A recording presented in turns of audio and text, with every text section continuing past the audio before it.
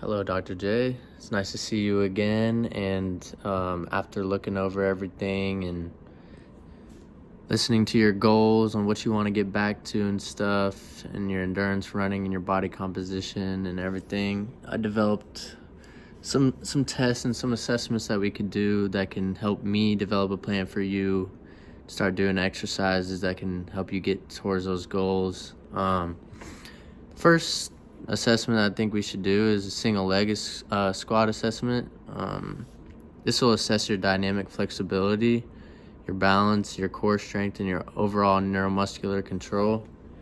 This is important because when you start running again and getting back into everything, you need your core strength to be strong. You need your dynamic flexibility, and this will give us an idea where you're at right now and how we can get it better.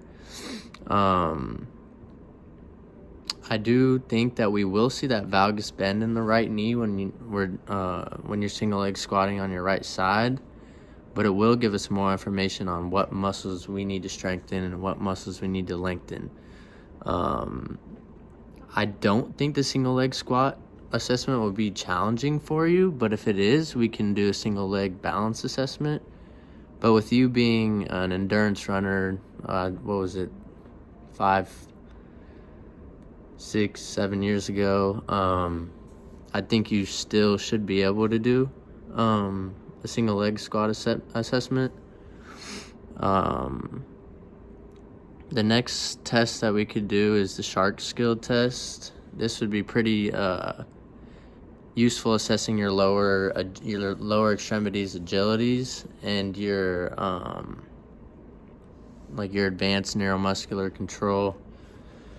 I feel like this will be a little stressful on your calves, but a good warm up and a good stretch before should do good. But eventually, if you want to do a warrior run or anything, this would be a great test to show progression from the single leg squat. Give us an idea if you are ready to take on a run like that. Also give me a better look on what exercises I can do to improve your agility and your neuromuscular control. I think another test that we could do is the push-up test. This will show your muscular endurance for your upper body extremities. When we run, we use our upper extremities a lot more than you might think. So it's important we get an idea where you are at right now with that. Gaining insight of this could also lead to you getting your body composition down a little bit. It can get us into working in exercises that can help you with your cardiovascular health too. Also, another one we could do is a 3-minute step test of the Rockport walk test. These tests are useful in assessing your cardiovascular efficiency. This is very important because you haven't been active for a long period of time, and jumping back into it and exceeding your certain heart rate measures could be dangerous for you. And it's very important that we kind of get an idea of your VO2 max and what intensities we should be training at. Another one that is a push and pull assessment.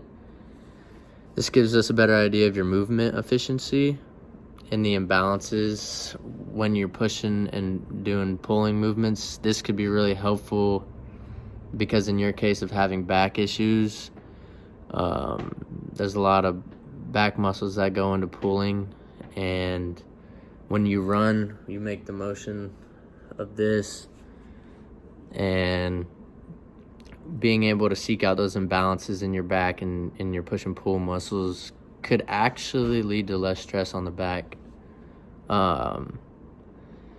So some assessments that we don't really need to incorporate would be our upper extremity strength assessment as the bench press. I don't really see a big need for that. Your goals are not to be a Olympic weightlifter and bench 315 pounds, So we don't really need to know that. Also, we do not need to know our lower extremity strength assessment with the squat. We need to avoid any weight pushing down on your spine. This could lead to injury, and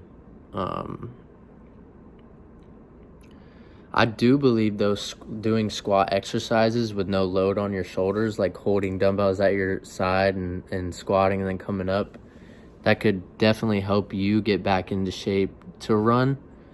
But we don't really need to be putting any weight on our shoulders and seeing how much you can do a 1 rep squat max or even bench max. We don't really need that.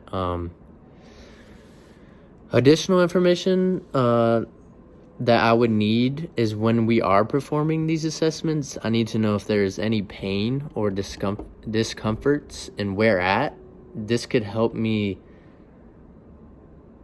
get the information on what movements are causing the pain, and we can kind of stay away from those movements and kind of incorporate other movements to help that pain or strengthen the muscles around wherever that pain is coming from.